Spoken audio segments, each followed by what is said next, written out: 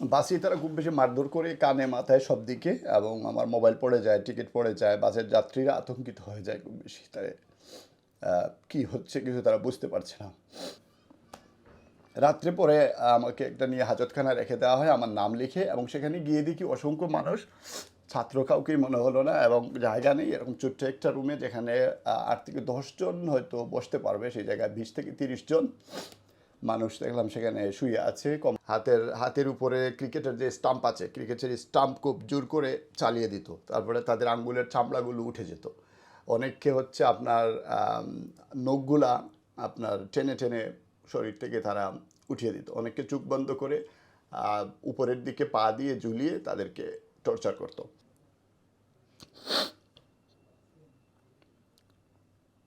তো যে রুমে বসানো পাশেই একটা ছোটো মতো একটা পার্টিশন করা আছে, ওইখানে টয়লেট, এখানেই টয়লেট। এতগুলো মানুষ এখানে টয়লেট করেন, প্রস্রাব করেন, পর্যাপ্ত পানি ছাড়লে এদিকে চলে আসে। এবং আবার দরজা যেটা আছে কাঠের, কোনো লক নাই, এবং নিচের দিকে হচ্ছে ভাঙ্গা ছিল। অর্থাৎ এখানে যে ভিতরে আপনি টয়লেট করবেন, আপনার প্রাইভেট পার্ট অন্য কেউ দেখে ফেলতেছে কিনা এটা দেখার একটা সম্ভাবনা থাকে। তো এই জায়গায় যে আপনার একটা সিট হবে, সেই জন্য কোথাও 5,000 টাকা দিতে হয়, কোথাও 10,000 টাকা দিতে হয়। আসসালামু আলাইকুম ভিউয়ার্স, আমি এই মুহূর্তে যার সম্মুখে দাঁড়িয়ে আছি উনি হচ্ছেন ইয়াহিয়া ভাই। আপনারা জানেন যে এই সরকারের পতন হওয়ার পর বাংলাদেশে আয়নাঘর বা গুম হওয়া ব্যক্তিদের অনেকেই তাদের এক্সপিরিয়েন্স শেয়ার করতেছেন, সেখানে কিভাবে তাদেরকে টর্চার করা হতো। সেরকমই একজন নির্যাতিত সাবেক ছাত্রনেতা, ঢাকা ভার্সিটির স্টুডেন্ট ইয়াহিয়া ভাইয়ের সাথে আমরা কথা বলবো। তিনিও বেশ কিছুদিন নিখোঁজ ছিলেন এবং ডিবি হেফাজতে ছিলেন। আমরা জানতে চাইবো যে আসলে সেখানে আসলে কী ধরনের নির্যাতনটা করা হয়, কিভাবে আপনাকে গুম করা হয়েছিল এবং কতদিন পরে আপনি কিভাবে বের হয়ে আসলেন? আসসালামু আলাইকুম। ধন্যবাদ জাকির ভাই, আপনি আজকে আমার অফিসে আসার জন্য এবং প্রশ্ন করার জন্য। আপনি সত্যি বলেছেন, এবং আমরা দেখতে পাচ্ছি, দেশের মানুষও দেখতে পাচ্ছে আয়নাগরের বিভিন্ন কাহিনীগুলো, মর্মান্তিক ঘটনাগুলো বেরিয়ে আসছে। গত 15 বছর যে সরকার ক্ষমতায় ছিলেন, মানুষের মানবাধিকারকে কেড়ে নেওয়ার জন্যে গুণ এবং খুনের যে পথ বেছে নিয়েছিলেন, তারই ধারাবাহিকতায় বাংলাদেশে শত শত মানুষ গুম হয়েছেন।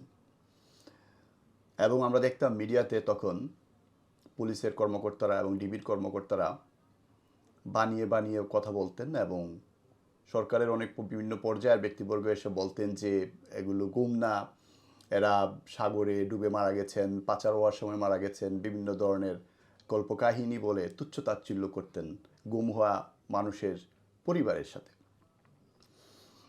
তো এখন আমরা দেখতে পাচ্ছি, আমরা ইলিয়াস আলী গুমের কাহিনী জানি, আমরা বিএনপি নেতা সালাউদ্দিন সাহেবের গুমের কথা জানি। 9 বছর পর তিনি ইন্ডিয়া থেকে ফিরে এসেছেন, এবং আমি ঢাকায় ছিলাম হিসেবে আমি জানি সর্বপ্রথম সম্ভবত চৌধুরী আলম নামে বিএনপির এক নেতাকে গুম করা হয়েছিল। এখন পর্যন্ত তার কোনো খবর নেই। এবং আমাদের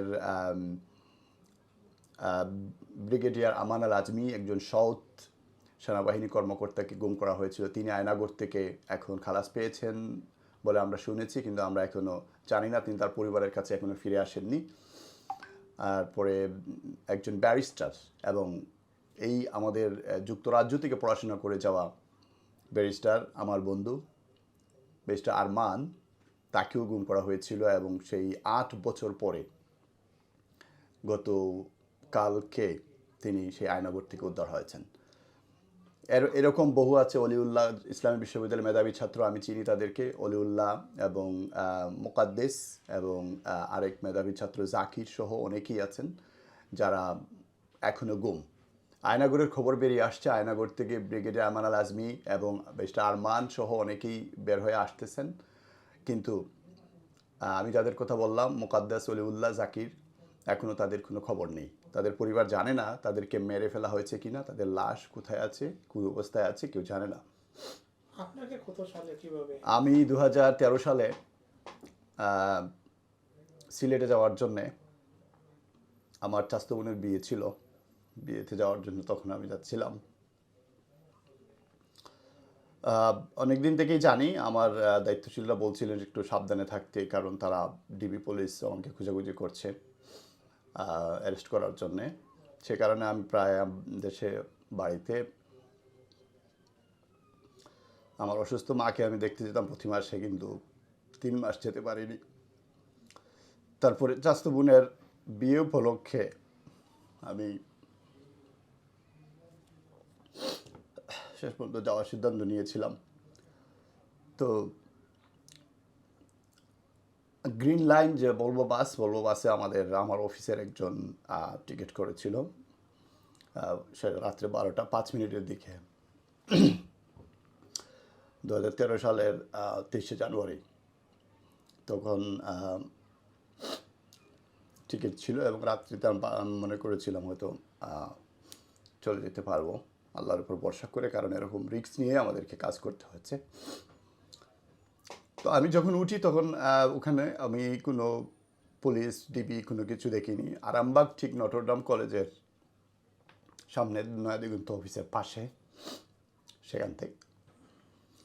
তো বাস ছেড়ে দিল, আমি বাসে উঠলাম, বাস ছেড়ে দিল, সমস্যা নেই। কিন্তু একটু পরে গিয়ে ইত্তেফাক মোড়, নিউ নেশন পত্রিকা যেখানে আছে, সেই নিউ নেশন পত্রিকার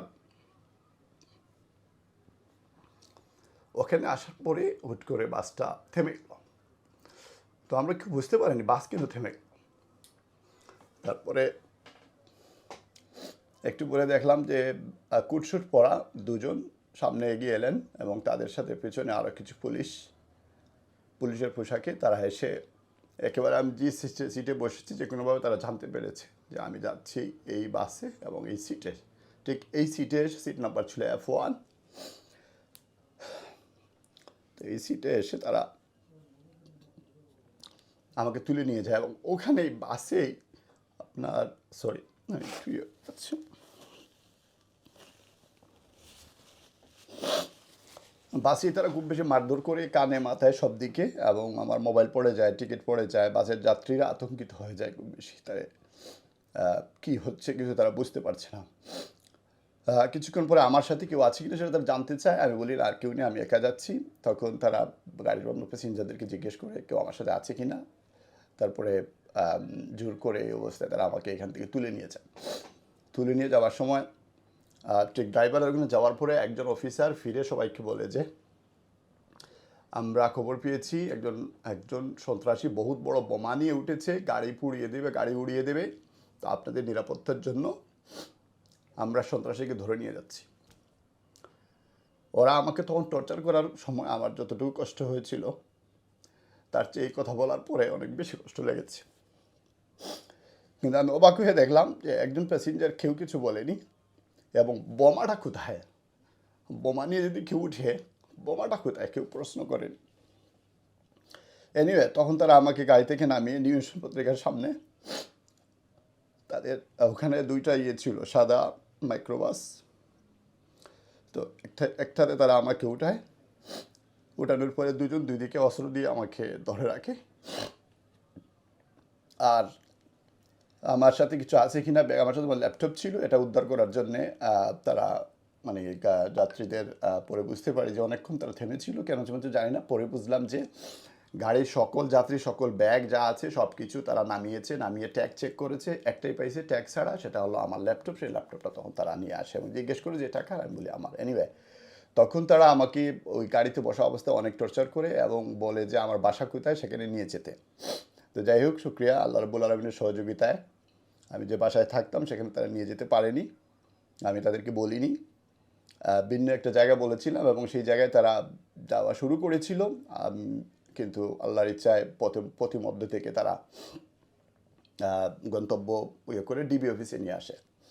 এই যে মিন্টু রোডের ডিবি অফিস, এখানেই তারা নিয়ে আসে। তো ওখানে একজন পুলিশ অফিসার অবশ্য আমাকে কানে কানে বলে দেন যে তোমাকে এডিসি আশিক ওনার আন্ডারে তুমি আছো, তুমি ডিবি অফিসে আছো। সো উনি আমাকে কানে কানে একটু বলে দেন, আমি আজকে ধন্যবাদ জানাতে চাই ওনাকে। উনি জানানোর কারণে আমি বিষয়টা বুঝতে পারি যে আসলে আমি কোথায় আছি। এনিওয়ে তখন তারা না, ওরা তখনও আমাকে চোখ বাঁধেনি, রাত সময় ছিল। তো এনিওয়ে তখন আমাকে ওখানে যেহেতু আমাকে জিজ্ঞাসাবাদ করবে এবং ওরা ল্যাপটপটা ওপেন করবে, এই জন্য হয়তো চোখ বাঁধেনি। তারা আমাকে নিয়ে গেল, প্রথমে দোতলায় নিয়ে যাওয়ার পরে কোনো কারণে রুম বন্ধ ছিল, তো আবার অন্য একটা রুমে নিয়ে গেল, নিয়ে গিয়ে দুজন অফিসার, এডিসি শহীদুল্লাহ তখন 2013 সালে উনি এডিসি ছিল ডিবির, এডিসি শহীদুল্লাহ উনি আমার অপারেশন করেছেন, আর তার সাথে ছিলেন এডিসি আশিক। তো এডিসি শহীদুল্লাহ উনি রুমে নিয়ে গেলেন। রুমে নিয়ে যাওয়ার পরে আসলে তখন বেসিক্যালি দাঁড়ানো অবস্থায় একজন দরজায় পিস্তল দিয়ে সহ দাঁড় করিয়ে রাখা হলো, এবং দুইজন, একজন ল্যাপটপ ওপেন করে বসে আছেন, আমার সব জিনিসগুলো চেক করছেন। আমি যেহেতু প্রচার মিডিয়ায় কাজ করতাম, আমার প্রচার মিডিয়ার জিনিসগুলো তো অটোই পাবলিক হয়। যাই হোক, এই জিনিসগুলো তারা চেক করছিল যে কোথায় কি আছে। তা আমাকে জিজ্ঞেস করছিল, আর আমাকে বেসিক্যালি লাঠি দিয়ে, একটা লাঠি ছিল, সে লাঠি দিয়ে আমার হাতের ডান হাত, বাম হাত, পিঠ, পা সব জায়গায় তারা টর্চার করছিল। যে ছাত্র শিবিরের প্রচার, আমি সেন্ট্রাল পাবলিসিটির মিডিয়া সেক্রেটারি ছিলাম তখন, এবং এই কারণে আমার প্রতি আক্রোশ ছিল তাদের খুব বেশি। তো তখন রাত 3টা পর্যন্ত তারা এক নাগাড়ে আমাকে পিটাতে থাকে এবং জিজ্ঞেস করতে থাকে। কখনো কখনো পিটা খেয়ে আমি যখন পড়ে গেছি, তখন একবার সোফায়, পাশে একটা সোফা সিট ছিল, আমি বসে গিয়েছিলাম, তখন আমাকে খুব কড়া ভাষায় গালি দিয়ে দাঁড় করিয়ে দেয়। আমি সেই বাসাগুলো নিতে চাচ্ছি না। রাত্রে পরে আমাকে একটা নিয়ে হাজতখানায় রেখে দেওয়া হয় আমার নাম লিখে, এবং সেখানে গিয়ে দেখি অসংখ্য মানুষ, ছাত্র কাউকেই মনে হলো না, এবং জায়গা নেই। এরকম ছোট্ট একটা রুমে যেখানে 8 থেকে 10 জন হয়তো বসতে পারবে, সেই জায়গায় 20 থেকে 30 জন মানুষ দেখলাম সেখানে শুয়ে আছে কমলের উপরে। তো আমার কাছে তখন কিছুই ছিল না। তখন একজন ভাই আমার প্রতি সহানুভূতি ছিল, উনি ওনার কাছে একটা মলম ছিল, সেটা দিয়ে আমাকে একটু উনি করেন, সহযোগিতা করেন, এবং ওনার আমার কাছে একটা চাদর ছিল, সেই চাদরটা নিয়ে আমি ওখানে বসে যাই এবং আমি নামাজে দাঁড়িয়ে যাই। তো যাই হোক, এটা ছিল প্রথম রাত, এবং এইভাবে তারা পরের দিন সকালে 10টায় আবার শহীদুল্লাহ এসে আবার তার রুমে নিয়ে যায়, আবার জিজ্ঞাসাবাদ এবং আবার টর্চার। তো টর্চারে তারা যে জিনিসটা জানতে চাইতো, আমার থেকে জানতে চাইছে বেসিক্যালি আমার কেন্দ্রীয় সভাপতি তখন ছিলেন দেলোয়ার হোসেন ভাই, দেলোয়ার হোসেন সাইদি ভাই, ওনাকে অ্যারেস্ট করানোর জন্য। উনি কোথায় আছে, উনি কোথায় থাকে, এবং এটা আমার জন্য একটু চ্যালেঞ্জিং ছিল, কারণ দেলোয়ার ভাই এবং আমি একই বাসায় থাকতাম। তো কোনোভাবেই ওই বাসায় তো নিয়ে যাওয়া যাবে না, গেলে উনি সহ আরও যে অনেক বাইরে আছে সবাই অ্যারেস্ট হবেন। তো আলহামদুলিল্লাহ তারা টর্চার করেছে, কিন্তু দেলোয়ার ভাই কোন বাসায় থাকেন বা তাকে দড়িয়ে দেওয়ার জন্য তারা চেষ্টা করলো, কোনো তথ্য তারা আমার থেকে নিতে পারেনি। টর্চারটা আসলে, টর্চার যেটা সেটার কি ধরনের? বেসিক্যালি টিভিতে আমাকে যে টর্চারটা করেছে সেটা লাঠি দিয়ে তারা হচ্ছে হাতের দুই দিকে এবং পিছন দিকে বেশি করে তারা পিঠায়, আর হচ্ছে পায়ের মধ্যে, হাঁটুর মধ্যে, পায়ের নিচে, কোমরের এগুলোতে তারা বেশি ধরনের লাঠি দিয়ে জোরে জোরে পিঠাতে থাকে, এটাই। তো আমি আমার আরও অনেক বন্ধু এবং অনেক সহকর্মীরা ডিবিতে ছিলেন, এবং তাদেরকে আরও বেশি করে পিটিয়েছে। তাদের টেবিলে হাত রেখে হাতের উপরে ক্রিকেটের যে স্টাম্প আছে, ক্রিকেটের স্টাম্প খুব জোর করে চালিয়ে দিত, তারপরে তাদের আঙ্গুলের চামড়াগুলো উঠে যেত। অনেককে হচ্ছে আপনার নখগুলা আপনার টেনে টেনে শরীর থেকে তারা উঠিয়ে দিত। অনেককে চোখ বন্ধ করে উপরের দিকে পা দিয়ে ঝুলিয়ে তাদেরকে টর্চার করতো। তো আমি একটু কেন্দ্রীয় পর্যায়ে দায়িত্ব ছিলাম বিধায় এই কারণে হয়তো তারা আমার প্রতি এগুলো করেনি, কিন্তু আমাকে সাথে বেশিরভাগ টর্চার করেছে লাঠি দিয়ে, শরীরের প্রায় সব জায়গাতেই টর্চার করেছে। প্রথম 2 দিন টর্চার করেছে হচ্ছে আপনার শহীদুল্লাহ এবং আশিক। যখন একজন টায়ার্ড হয়ে যেত আরেকজন করতো, একজন টায়ার্ড হয়ে গেলে আরেকজন করতো। দ্বিতীয় দিনে এবং 3 নম্বর রাত্রে ছিল তখন আমাকে নিয়ে যাওয়া হয় তখনকার এডিসি মোল্লা নজরুলের রুমে। সো আমার যেহেতু চোখ বাঁধা ছিল না, আমি ঢুকতে সময় আমি দেখতে পেতাম রুমের দরজার মধ্যে লেখা আছে অফিস কর্মকর্তাদের নাম, তো ওইগুলো আমি দেখে রাখতাম, আমি পরবর্তীতে লিখেও রেখেছিলাম। সো মোল্লা নজরুল সাহেবের ওখানে নিয়ে, তো উনি একই অবস্থা, বিভিন্ন ছবি দেখিয়ে এই ছবির নেতাদের নাম কি এবং এই প্রোগ্রামটা কোন প্লেসে হয়েছে সেই প্লেসে নিয়ে যেতে হবে, নাহলে তারা আমাকে মেরে ফেলবে। আবার বলতো যে তুমি আমাদের ঢাকা বিশ্ববিদ্যালয়ের ছোটো ভাই, এবং তোমাকে আমরা ছেড়ে দিব, তুমি অন্য কোনো তোমার নেতাদেরকে ধরে দাও। তো যদি কেন্দ্রীয় সভাপতিকে ধরিয়ে না দাও, অ্যাটলিস্ট কেন্দ্রীয় পর্যায়ে আরও 2জনকে ধরিয়ে দাও, আর 2জনকে ধরিয়ে দিলে তোমাকে ছেড়ে দিব, আদারওয়াইজ তোমাকে মেরে ফেলবো, তোমার লাশ কেউ পাবে না, কেউ তোমার জানাজাও পড়তে পারবে না। তো মোল্লা নজরুল আমাকে যেভাবে টর্চার করেছে, তার লাঠিটা ছিল একটু কালো লাঠি এবং গোড়ার অংশ ছিল কাপড় দিয়ে পেঁচানো এবং এটা ছিল একটু আঁকাবাঁকা ধরনের।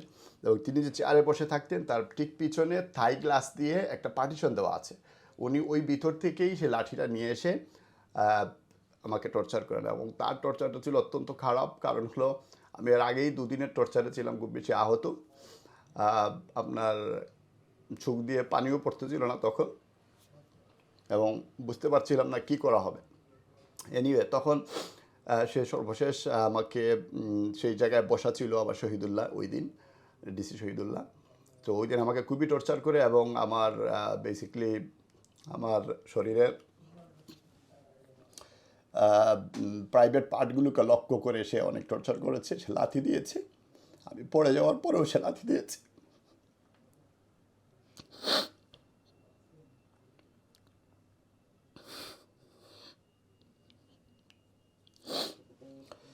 তো আধা ঘন্টার পর এরকম হওয়ার পরে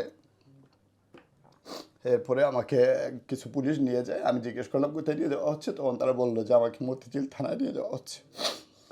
তখন আমি বুঝতে পারি যে তারা আমাকে ডিসক্লোজ করছে, আর ঘুম অবস্থায় নেই এবং পরের দিন সকালবেলা কোর্টে উঠাবে সেটা আমি বুঝতে পারতাম, এটাই তাদের প্রক্রিয়া ছিল। তো মতিঝিল থানায় নেওয়ার পরে ওই জায়গায় মতিঝিলের সেকেন্ড অফিসার ছিল ফরমান আলী। ফরমান আলী আমাকে দেখা মাত্র, উনি একটু কালো এবং ওনার বাড়ি গোপালগঞ্জে, আমি জানি। দেখা মাত্র যখন আমার নাম এন্ট্রি হচ্ছিল সেই সময়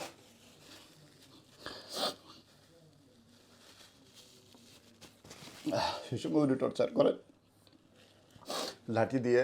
আর আমাকে নিয়ে এসেছিলেন তখন এসআই ছিলেন মুকাররম, এসআই মুকাররম নিয়ে এসেছিলেন। তো মুকাররম ওনার হাত থেকে লাঠি নিয়ে বলতেছে স্যার আপনার কিছু করা লাগবে না, আমি দেখবো বইলা। সেও তখন আমাকে কয়েকটা খুব ভালোভাবে কিছু প্রহার করে তারপরে ওই রাতের জন্য তারা আমাকে রেখে নিয়ে চলে যায়। পরের দিন সকালে আমাকে কোর্টে পাঠায়, কোর্ট আমাকে মিথ্যা মামলায় পরবর্তীতে 3 দফায় রিমান্ড দেওয়া হয়। প্রথম দফায় 5 দিন, পরের দ্বিতীয় দফায় 2 দিন। 5 দিনের রিমান্ড ছিল এসআই মুকাররমের আন্ডারে, এবং উনি এই 5 দিনের রিমান্ডের চতুর্থ দিন উনি আমাকে চুপ বেঁধে মতিঝিল থানার ভিতরে চুপ বেঁধে পিছন থেকে অবিরামভাবে পিটাতে থাকে। তো লাঠি দিয়ে, সেটা লাঠির পিটাই ছিল। এবং দুদিনের দুদিনের রিমান্ডে যখন আমাকে নিয়ে আসা হয় তখন ছিল এসআই আজিজ। তো এই এসআই আজিজের আগে খুলনায় ছিল, আমি জানতাম। খুলনাতে উনি কোনো এক থানায় ছিল, নিজেই বলেছে, গল্প করেছে। তো ওরা বেসিক্যালি আমার কাছ থেকে টাকা পয়সা চেয়েছে। মতিঝিল থানার পুলিশ আমার কাছ থেকে আর কিছু চায় না, কিন্তু ফরমান আলী যখন আমাকে টর্চার করেন সে জাস্ট পলিটিক্যাল উদ্দেশ্য নিয়ে সে পিটিয়েছে। কিন্তু এসআই মুকাররম এবং এসআই আজিজ টাকার জন্য পিটিয়েছে। ওরা আমার কাছ থেকে অনেক টাকা পয়সা চেয়েছে, আমি যেন কেন্দ্রীয় দায়িত্বশীলদেরকে বলি আর টাকা দেওয়ার জন্য। তো আমি আমার দায়িত্বশীলদেরকে জানিয়েছিলাম যে আমি এখানে আছি, কিন্তু টাকা পয়সা দিতে আমি বলিনি। যাই হোক, তো আজিজ যেটা করেছে, আজিজ আমার সাথে আরও কয়েকজন সাধারণ মানুষ ছিলেন, তাদেরকে এরকম একসাথে হ্যান্ড করা দিয়ে পড়িয়ে আমাকে নিচে বসিয়েছে। সে বসছে চেয়ারে, আমাকে বসিয়েছে নিচে তার পায়ের কাছে। তখন আমি একটা পত্রিকা ছিল কাছে, ওইটা আমার নিচে দিয়েছিলাম যাতে কাপড়টা নাপাক না হয়, যাতে নামাজ পড়তে পারে। সে তখন পত্রিকাটা সরাই দেয়, আমাকে এইভাবে বসতে বলে। এবং ওই জায়গা থেকে সে আমার বোনকে ফোন দেয় আমার কাছ থেকে নাম্বার নিয়ে। আমি ইচ্ছে করে নাম্বারটা দিয়েছিলাম যাতে অ্যাটলিস্ট আমি আমার পরিবারকে জানাতে পারি যে আমি এই জায়গায় আছি। তো সে বোনকে ফোন দিয়ে, আমার বোন এবং আম্মা একসাথে ছিলেন, তাদেরকে লাইভ রেখে বলতেছে আপনারা আসেন, টাকা দেন, আদারওয়াইজ আপনাদের ভাই এখানে আছে, আপনার ছেলে এখানে আছে, তাকে আর পাবেন না। তো সে আমাকে ফোন দেয়, ফোন দিয়ে বলে টাকা দিতে জন্য। আমি জানি তারা সিলেটের, আমি হচ্ছে ঢাকায় মধ্যে ছিল, আমি টাকা দিতে পারবো না। সো সে আমাকে বুকের মধ্যে তখন এত জুড়ে আমার বুকের মধ্যে লাথি দেয় যে আমার সাথে হ্যান্ডকাফ করা আরেকজন ভাই ছিল, উনি ওমান ফরত একজন বিদেশি, উনি কোনো রাজনীতি করেন, কোনো দল করেন না। উনি সহ আমরা 3-4 হাত দূরে পড়ে চাই তার লাথির কারণে। সেই রিমান্ডে আমার সাথে আল্লামা দেলওয়ার হোসেন সাইদি সাহেবের ছেলে শাম্মী সাইদি ভাইও ছিলেন, এবং বাংলাদেশ জামাত ইসলামের বর্তমান নায়েবে আমির অধ্যাপক মুজিবুর রহমান সাহেবও ছিলেন। যাই হোক, এছাড়া সে আমাকে আর লাঠি দিয়ে বা অন্য কিছু দিয়ে করেনি, কিন্তু এইভাবে আমাকে করেছিল। ওই দিন রাতেই আমার জ্বর উঠে গিয়েছিল এর কারণে, টর্চারের কারণে, এবং এরপরে কুটে দেওয়া হয়। থার্ড টাইম আমাকে যে রিমান্ড দেওয়া হয় একদিনের জন্য, ওইটাতে তারা আমাকে জেল গেটে জিজ্ঞাসাবাদ করে থানায় আর নিয়ে আসেনি। সো এইভাবে মতিঝিল থানায় 3জন অফিসার, তখন সেকেন্ড অফিসার ফরমান আলী এবং এসআই হচ্ছে মুকাররম এবং আজিজ, এই 3জন আমাকে নির্যাতন করে। এবং ওইখানে আমাদের অনেক ছোটো ভাইরা ছিল, একই সাথে অনেক স্টুডেন্টরা ছিল কলেজের, স্কুলের। মাত্র 2,000, 3,000, 5,000 টাকার জন্য এদেরকে এইভাবে নিয়ে নিয়ে সবাইকে কীভাবে পিটিয়েছে আমি নিজে দেখেছি, এদের সাউন্ড শুনেছি, তো এদের জন্য কিছু করতে পারিনি। একটা রুমে আসলে কতজনকে রাখা হতো বা পরিবেশটা কেমন ছিল সেই রুমে? ডিবির পরিবেশটা হচ্ছে অন্ধকারের মতো। ডিবির ওখানে আমাকে যেখানে রাখতো 2টা রুম। একটা রুম হচ্ছে একটু মোজাইক আলাম, সেখানে আমি যখন ছিলাম আমি শুনেছি আমার দেশ পত্রিকার সম্পাদক মাহমুদুর রহমান ওখানে ছিলেন, তার বইটই ছিল, কিন্তু উনি ওখানে পাইনি, উনি সম্ভবত অন্য কোনো জায়গায় নিয়ে গিয়েছিল। আর আমাকে রাখছিল সবচেয়ে নোংরা, যেখানে গন্ধে হাত দেওয়া যায় না, এবং ওই জায়গায় বড় বড় আসামিদেরকে রাখা হয়, দাগি অপরাধীদের। কষ্টি পাথর চুরি করা এক আসামিকে ওই জায়গায় দেখলাম, ওই যে গেটের সাথে দাঁড় করিয়ে রাখতে, এভাবে হ্যান্ডকাপ পরে, যাতে সে ঘুমাতে না পারে, শুইতে না পারে, বসতে না পারে, শুধু প্রস্রাবে বা টয়লেটে গেলে তাকে খুলে দেওয়া হতো। সো ওই ধরনের আসামিদের সাথে রাখা হয়েছিল, যেখানে পা ফেলার জায়গা নাই। হ্যাঁ, শুইবেন আপনি কোথায়? তারপরও ওখানে পুরান ঢাকার একজন ব্যবসায়ী ছিলেন আমার সাথে, উনি আমার খুব টেক কেয়ার করেছেন। উনি আমাকে বলেছে, আমি জিজ্ঞেস করেছিলাম কেন করছেন, উনি বললো যে ভাই আপনাকে দেখে শিক্ষিত মনে হচ্ছে, এই জন্য। ওই ভাইয়ের কাহিনী শুনলাম, তাকে এডিসি মশিউর তাকে পিটিয়েছে, তার এখানে হ্যান্ডকাপ দিয়ে মারার কারণে তার এই পুরো দাগে লাল এবং কালো দাগ হয়ে গিয়েছিল। বললাম এটা কেন? তখন বললো যে তাকে নিয়ে আসছে ধরে 19তম দিন, আমার মনে আছে 19তম দিন তার সাথে আমার কথা ওখানে দেখা। 19টা দিন ধরে সে সেখানে আছে। আমি সম্ভবত ওনার নাম সুমন, এক্সাক্ট নাম মনে হচ্ছে না। তো ওনাকে বলা হলো যে, আমি বললাম যে আপনার কারণ কি? বললো যে ওনার কাছে 25 লাখ টাকা চাঁদা দাবি করেছে। সো উনি টাকা দিতে রাজি হননি, এই জন্য ওনাকে তুলে নিয়ে আসছে। তারপরে উনি 5 লাখ টাকা দিবেন বলেছেন, তারপরে রাজি হচ্ছে না, এই কারণে ওনাকে টর্চার করতেছে। ওটা ছিল 19তম দিন। সো ডিবি অফিস থেকে মতিঝিল থানা হয়ে আমি যখন, আমাকে জেলে পাঠানো হলো, জেলে যাওয়ার পরে আরও কিছুদিন পরে ওই ভাই আবার জেলে গিয়েছিলেন, ওই ভাইয়ের সাথে পরে জেলে আমার দেখা হয়েছে, আলহামদুলিল্লাহ অনেক কথা হয়েছে। আর ওখানে একটা ছোট্ট যে রুমে বসানো, পাশেই একটা ছোটো মতো একটা পার্টিশন করা আছে, ওইখানে টয়লেট, এখানেই টয়লেট, এতগুলো মানুষ এখানে টয়লেট করেন, প্রস্রাব করেন, পর্যাপ্ত পানি ছাড়লে এদিকে চলে আসে। এবং আবার দরজা যেটা আছে কাঠের, কোনো লক নাই, এবং নিচের দিকে হচ্ছে ভাঙ্গা ছিল, অর্থাৎ এখানে যে ভিতরে আপনি টয়লেট করবেন, আপনার প্রাইভেট পার্ট অন্য কেউ দেখে ফেলতেছে কিনা এটা দেখার একটা সম্ভাবনা থাকে। তো জেলে অন্যদেরকে বলে যেতাম আমরা যে ভাই আমি টয়লেটে যাচ্ছি, প্লিজ আপনারা একটু একটু দূরে থাকবেন, এবং এটা যাতে কেউ না আসেন। তো এরকম দুর্গন্ধযুক্ত, নোংরা, অন্ধকার এবং কালো কালো যে কম্বলগুলো নিচে দেয়া ছিল, এই কম্বলই, এইগুলোর অনেকগুলো ভিজা অংশ। এরকম খাবারের ক্ষেত্রে আমাদের 3 বেলা যে খাবার দিত, সেটা তারা একটা বাটির বড় বোলের মধ্যে নিয়ে আসতো। সেই বোলের মধ্যে আপনার এই বোলের মধ্যে কিছু ধরেন ডাল, কিছু সবজি আর সাদা ভাত এভাবে দিত, প্লেট দিয়ে দিত যে কয়জন আছেন, এবং সবাই ডিস্ট্রিবিউশন করে খেত। এবং সেইগুলো একেবারেই কম দামি কোনো সবজি, সেখানে হয়তো মাছের মাথা বা হালকা মাছের কাঁটা কিছু পাওয়া যেত, আর কোনো কিছু পাওয়া যেত না। তো এগুলো অনেক সময় থাকতো ঠান্ডা, এবং অনেক সময় থাকতো দুর্গন্ধযুক্ত। কিন্তু ক্ষুধার কারণে শেষ পর্যন্ত বাধ্য হয়ে, প্রথম দিকে মুখে যেত না, মুখে দিলেই বমি আসতো, কিন্তু পরে খেতে হতো, কারণ ক্ষুধার যন্ত্রণা এগুলোই একসময় খেতে হতো, খাওয়া লেগেছে। সো পরবর্তীতে কতদিন পর আপনি? পরে আমাকে ঢাকা জেলে পাঠিয়ে দেওয়া হয়, এবং সেখানে আমি ঢাকিয়ে দেওয়া হয় কাশিমপুর জেলে, সেখানে কাশিমপুর 2-এ, যেখানে আপনি শুনেছেন গতকাল রাতেও সেখানে অনেককে মেরে ফেলা হয়েছে। এবং সেখানে বাংলাদেশ জামাত ইসলামীর সহকারী সেক্রেটারি জেনারেল শহীদ কামরুজ্জামান ভাই ওখানে ছিলেন, শহীদ মীর কাশেম আলী ভাই ওখানে ছিলেন, এবং আমার দেশের মাহমুদুর রহমান, গিয়াসউদ্দিন আল মামুন, তারপরে গোলাম মাওলা রনি, ওনারাও ছিলেন, এবং শহীদ আব্দুল কাদের মোল্লা ভাইও ওই জায়গায় ছিলেন। তাদের সাথে বিভিন্ন সময় আমাদের দেখা হতো, কথা হতো। সেখানে আমরা ছিলাম 4 মাস। তো কাশিমপুরের খাবারটা তুলনামূলক কম্পারেটিভলি একটু ভালো, স্পেসটা একটু বড়, ওখানে খেলাধুলা করার মতো কিছু জায়গা আছে, এবং মোটামুটি একটু গোছালো। কিন্তু আমাদেরকে যে কুটে প্রতি সপ্তাহ 2-3 দিন করে কুটে নেওয়া হতো কাশিমপুর থেকে পুরান ঢাকায় কুটে আসা যাওয়া করতে 3-4 ঘন্টা যেত, এবং গরমে আমাদের যে প্রিজন ভ্যানে নিয়ে যাওয়া হতো সেই প্রিজন ভ্যানে অন্য আসামিরা থাকতেন যারা সিগারেট খান, তারাও থাকতেন। তারা সিগারেট ধরিয়ে দিত, সিগারেটের গন্ধে, ঘামের গন্ধে প্রিজন ভ্যানে জামের মধ্যে অবস্থা মানে অসহ্যকর একটা অবস্থা সেখানে থাকতো। এবং ডান্ডাবেড়ি পরে আমাদেরকে নিয়ে যাওয়া হতো। রাজবন্দীদের ডান্ডাবেড়ি পরানো নিষেধ, দাগি আসামিদের পড়াতো, কিন্তু আমাদের পায়ে ডান্ডাবেড়ি লাগানো হতো হাতুড়ি দিয়ে পিটিয়ে। এবং আসতে গিয়ে লেট হয়ে গেলে 5টার পরে সেটা আর খোলা যেত না, তখন এই ডান্ডাবেড়ি পরেই কিন্তু ইয়ে করতে হতো আমাদেরকে। আমরা অজু করতাম, ডান্ডাবেড়ি পরে আমাদেরকে টয়লেট করতে হতো, রাতে ঘুমাতে হতো ওই ডান্ডাবেড়ি পরেই। পরের দিন সকালবেলা আবার ওই ডান্ডাবেড়ি খোলার নির্দিষ্ট জায়গায় গিয়ে হাতুড়ি দিয়ে পিটিয়ে তারপরে ডান্ডাবেড়ি খোলাতে হতো।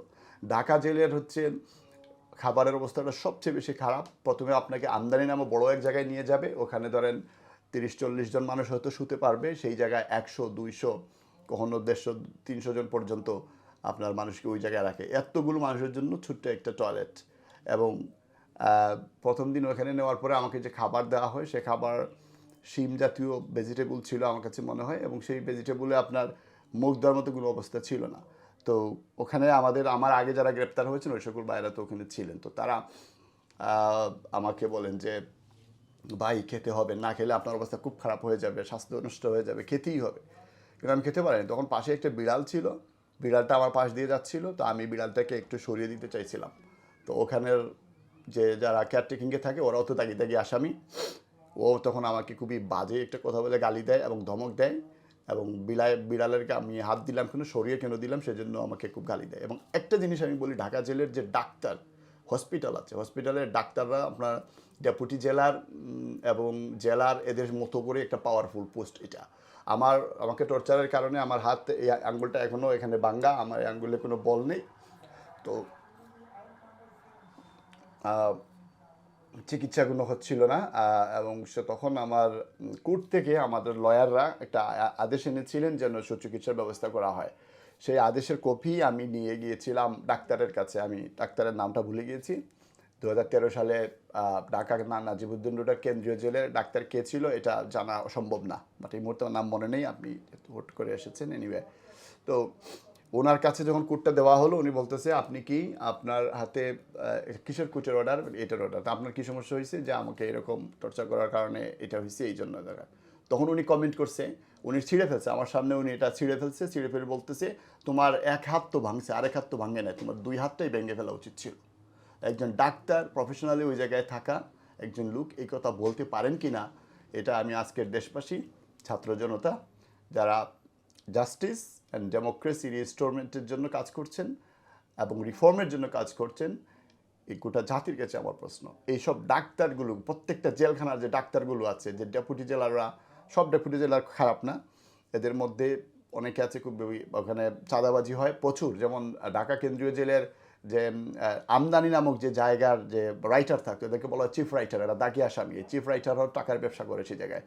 এদের প্রত্যেক মাসে 20 থেকে 30 লাখ টাকার মতো তারা ইনকাম করে, সেই ইনকামের টাকাটা হচ্ছে আমদানিতে আসা মানুষগুলোকে আপনার তারা ইয়ে করে, পরবর্তীতে পরের দিন সব কিছু ছবি টবি তোলার পরে বিভিন্ন ওয়ার্ডে বিল্ডিংয়ে পাঠায়, সেখানে সিটের ব্যবসা করা হয়। যেখানে লেখা আছে 40 জন থাকতে পারবে সেই জায়গায় বেসিক্যালি 100 জনকে রাখে, যেখানে 10 জন সেখানে 30 জনকে রাখার ব্যবস্থা। তো এই জায়গায় যে আপনার একটা সিট হবে সেই জন্য কোথাও 5,000 টাকা দিতে হয়, কোথাও 10,000 টাকা দিতে হয়।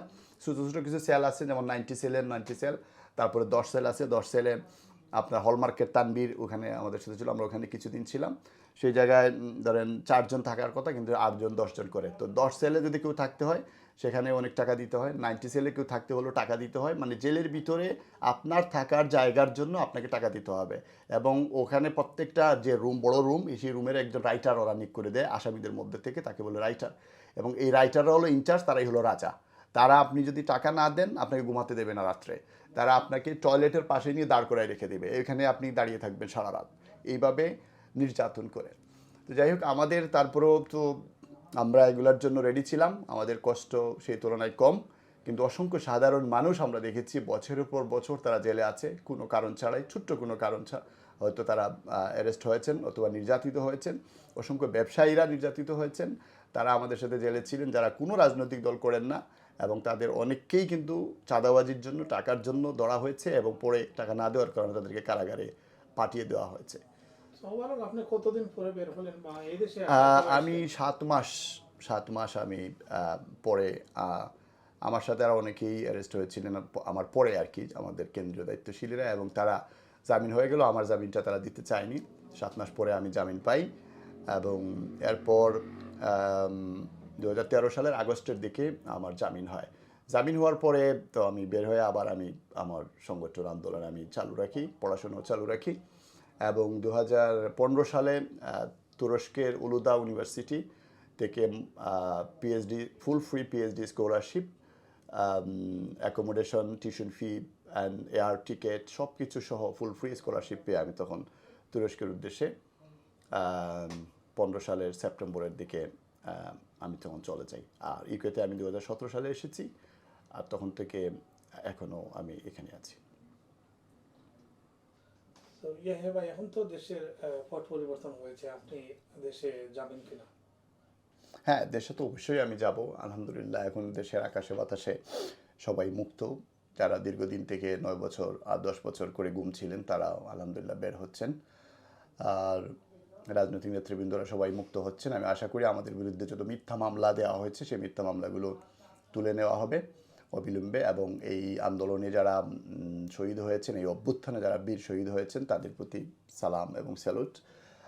তাদের সবার বিচার আমি দাবি করছি, এবং এই গুম খুনের সাথে যারা জড়িত তাদেরও আমি বিচারের আওতায়, আইনের আওতায় নিয়ে আসার জন্য আমি অনুরোধ করছি। আর দেশের ব্যাপার হলো, আমি আসার পর থেকে আমার আম্মা অসুস্থ ছিলেন, আমি বলেছি দেশে যেতে চেয়েছিলাম কিন্তু যেতে পারিনি, এবং অসুস্থ থাকতে থাকতেই গত বছরের নভেম্বর মাসে আমার আম্মা ইন্তেকাল করেছেন। আমি একমাত্র ছেলে, আমি চেয়েছিলাম, আমার আম্মার সারা জীবনের স্বপ্ন ছিল যেন আমি তার জানাজাটা পড়াই, এবং আমি যেন নিজ হাতে তাকে কবরে দাফনটা করি। শুক্রিয়া, আমরা পারিনি, এই পরিস্থিতির কারণে আমি যেতে পারিনি।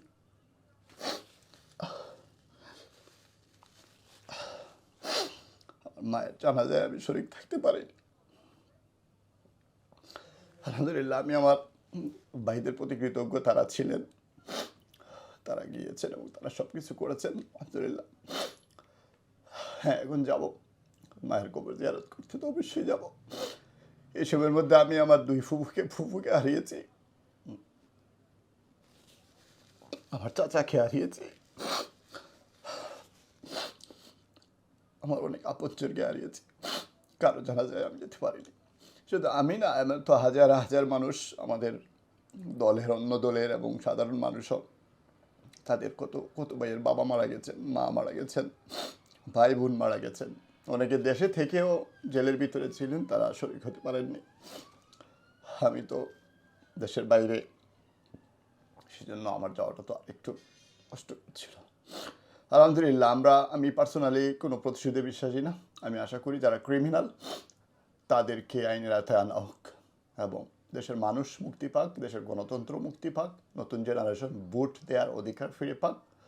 এই জেনারেশনের হাত ধরে বাংলাদেশ সমৃদ্ধির পথে এগিয়ে যাক। আর কোনো দিন যেন কোনো মানুষ গুম হতে না হয়, ক্রসফায়ারের মাধ্যমে নিহত হতে না হয়, শহীদ হতে না হয়, কোনো মায়ের বুক যেন এভাবে খালি না হয়, আবু সাইদের মতো কোনো তরুণ সম্ভাবনাময়ী যুবকেরা যেন কোনো বাহিনীর গুলিতে তাদের প্রাণ হারাতে না হয়, এটি নিশ্চিত হোক। আমি সেই